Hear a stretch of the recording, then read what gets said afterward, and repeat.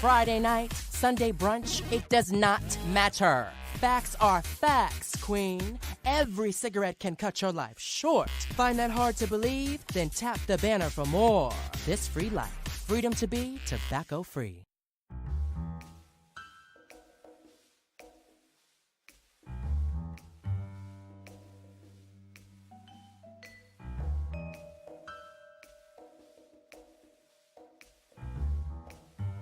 Hey, welcome back to Mysterious Goings On. This is Alex, your host. I am thrilled to be back with you after a little bit of a break. And actually, this is kind of a middle of the break, if that makes sense.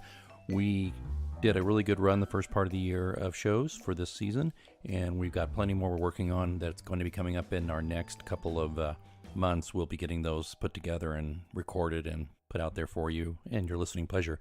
I just want to take a minute today. I'm testing out some new equipment, first of all, so I'd love to know what you think about the audio mix, if it sounds a little better than usual, sounds the same, that kind of thing. The other thing is, I had something happen to me. It was really interesting and not without some minor trauma. So I'm pretty attuned to my health. I think a lot of you longtime listeners know that. You know that I work out a lot, and I run, and I do kickboxing, and I try to watch what I eat. Probably my biggest indulgence being just too many cocktails on average per week, that kind of thing. Hey, we all need a vice, right? But in general, for a man of my age, my advanced years, I'm in pretty good shape, right? So the other day, I do my annual eye exam, which is one of the benefits of having health insurance that's decent, is you get some built-in eye checks, and that's important. And usually I've sailed right through them. In fact, until I was 40 years old, I had better than perfect vision. If there's such a thing as better than perfect vision, I had it.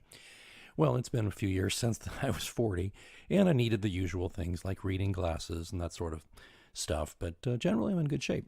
So anyway, I go in, and they are doing all kinds of eye exams on me, with these machines. They've got a new machine that checks for certain eye diseases, that checks the eye pressure, and it was one I'd never seen before, and they used that one on me, and in addition to the old standbys I was used to. And the tech kind of goes, well, that's interesting. Okay. And then she says, well, the doctor will talk to you about that. So I go in the doctor, and she looks me over and is making a lot of sounds herself. And then she says, well, look, I think you've got glaucoma. Just like that. And I'm like, what? You're joking? And I said, no, I'm fine. She says, do you have glaucoma in your family? I was like, not that I know of. Checked later, and I don't. And she says, well, you apparently have glaucoma, or the beginnings of it. So it's good we caught it. So what we'll do is we'll get you started on some. And I'm like, wait, are you sure? And she says, well, not 100%, but it sure looks like it. I said, well, can we double check again soon to see? She says, well, yeah, we can do that. So she says, come back in a couple of weeks. Well, I'm fairly neurotic anyway, and fairly hyper aware of my body's various aches and pains and things, and probably to my own detriment, actually. I'm actually having to learn to ignore things so I don't get all freaked out about stuff, right? Well, this freaked me out. I mean, just like anybody else who is a sighted person since birth, the idea of losing your sight is a terror. It's a terrifying thing. And I didn't know much about glaucoma other than if you don't treat it properly, you'll go blind. And I just immediately spiraled, and I'm just like, oh my God, I'm going to go blind? What the hell? I mean, and even though the rational part of my brain understood that, no, you're not going blind tomorrow if you have glaucoma. Lots of people have it. There's, as the doctor said, there's medications that will mitigate it and prevent you from losing sight. I think it was just the idea that, pardon the pun, this unseen thing creeps up on me and is threatening to take away my vision, and, what runs through my mind is, oh my God, as long as I'm around, I want to be able to see my daughter's face. I want to see her continue to grow. If I ever am blessed with grandchildren, I want to see them. I want to look at nature. But most of all, I want to be independent. Now, understand, I am not, as a sighted person, fully understanding of what life is like for someone who doesn't have sight. So I'm sure if you're a person who is not sighted listening to this show, to a degree, you're probably think I'm funny for freaking out so much about it, because you live a probably a very full life. But understand that for somebody who's been sight dependent his whole life, that's a terrifying thing, right? All these different scenarios, and I'm a writer, and I'm thinking, oh my God, I write by composing at the keyboard, and what if I couldn't see my words and read them back to myself, and how would that work? And I got so completely ahead of myself on all this. I mean, it's actually kind of amusing knowing me, how neurotic I get. But it's also not amusing considering that some of my neuroses is genuine built-in stuff from my childhood, which I won't get into here. Nobody wants to hear about that. But anyway, I'm just, of course, seeing this as yet another example of, the built-in obsolescence of the human body. You can take very good care of yourself and still get sick and still start to lose the things that you're dependent on, lose the very systems in your body. If you're looking at your body as if it's a car or something, you can take very good care of a car. You can change the oil every 4,000 miles or whatever. You can make sure the shocks are taken care of, blah, blah, blah, blah. But eventually it's going to wear out. This, in addition to some other things that have crept up in my advancing years, it was just like a crushing thing. And I was scared, and I was depressed and upset.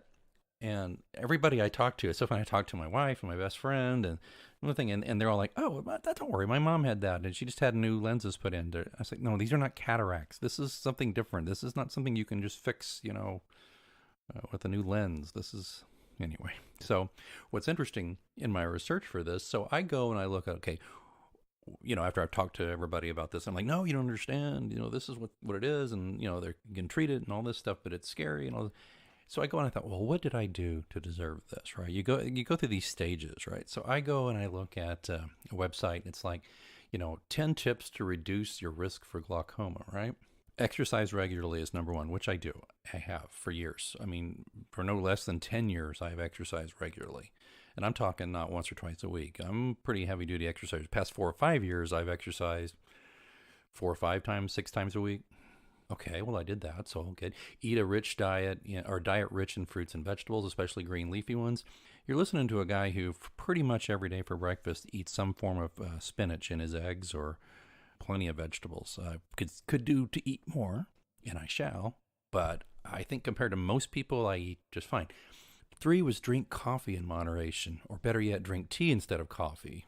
There was a study that showed that people who consume at least 1 cup of hot tea daily had 74% decreased odds of having glaucoma compared with those who did not consume hot tea. And they're saying a little coffee is fine. Well, I drink 2 cups a day, so I think I'm all right there. And I drink tea occasionally.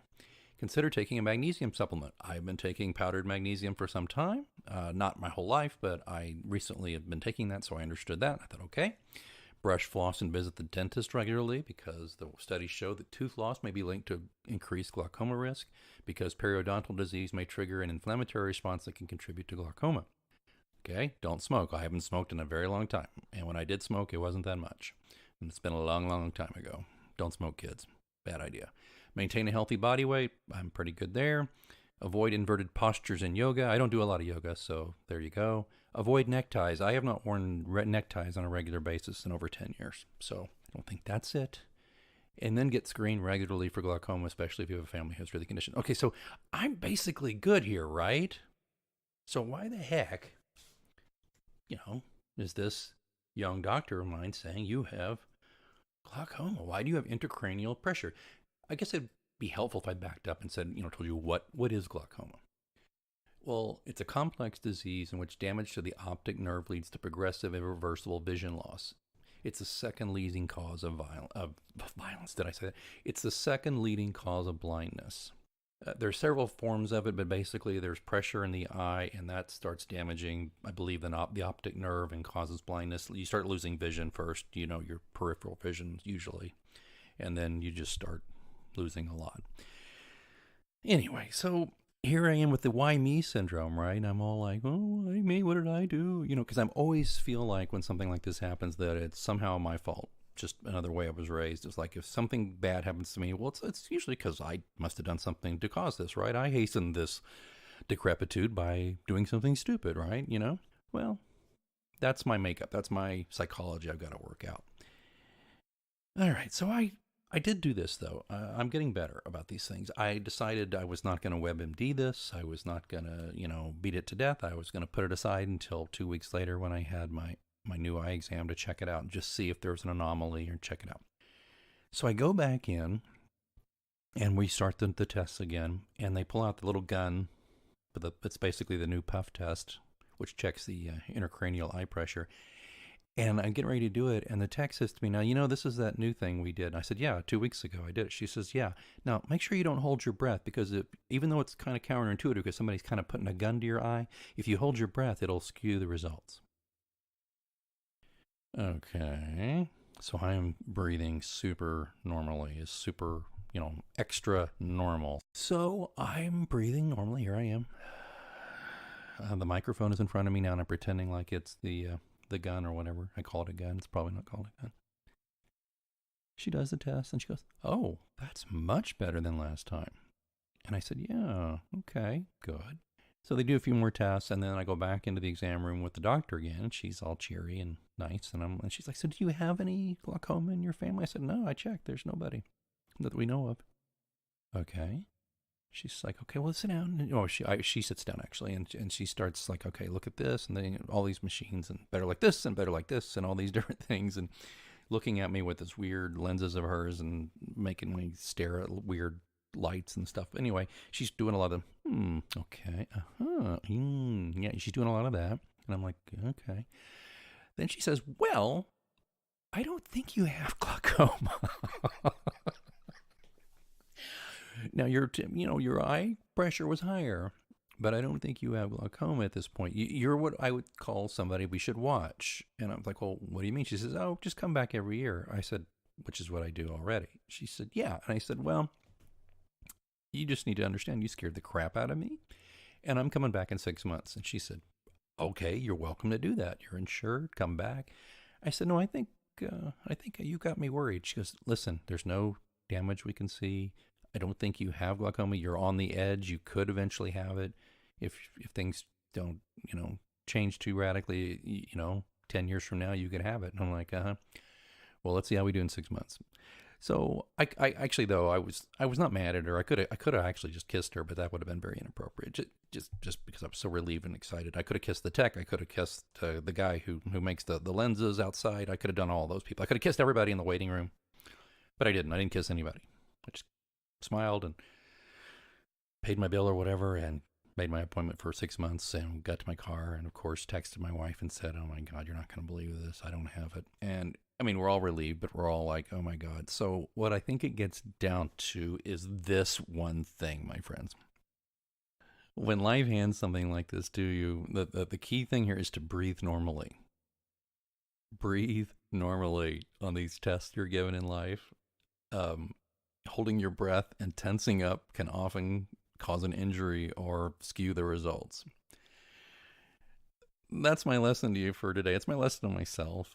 You're going to get older. If you're privileged enough to become elderly, that means you survived a long time. And if that happens, the car you are driving in, this body, is going to start to fail. You're going to have bad knees or arthritis, which I have arthritis too, but not too bad. Your vision's gonna fail. You're gonna lose some hearing. I've lost hearing. We'll talk about my hearing aid adventure in another episode. The point being is all you can do is breathe normally. Try not to obsess about it. Do the treatments that you're given and live your life. So that's kind of what I'm doing. And I wanted to kind of get this story related to you while I was thinking about it. And hopefully it gave you a chuckle or help you pass the day or a little bit. But we'll be back with more episodes with other people. We're going to interview some wonderful folks coming up. We've got some interesting topics coming up. Don't forget pilotscross.com. You can find everything there. I'm on amazon.com. We've got some information coming your way soon about the Omnibus Edition coming your way in October of 2019. Hard at work on the stories for that. Don't forget, John Pilot Mysteries is updated just about every day on Facebook. Just go look there. I hope you're doing well, and I just advise you to just keep breathing normally. Get through as best you can. And until next time, keep reading.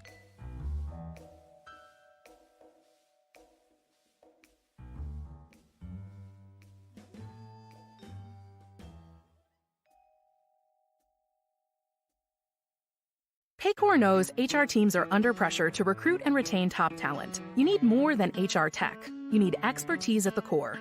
Meet Paycor. Our technology saves you time. Our expertise helps you make a difference. Paycor.com/meetpaycor. The perfect coffee table is out there just waiting to be found. At HomeDepot.com. No, you won't have to build it, because now the Home Depot has everything for your living room, from linen sofas to side chairs. And with easy in-store returns, you can bring it back if you ever do build one yourself. This Memorial Day, save up to 25% on select living room furniture, plus get free and flexible delivery. Shop decor, now at HomeDepot.com. More saving, more kinds of doing. Valid on select items online only through May 29th. Free delivery on select items $45 or more. Visit HomeDepot.com for more information.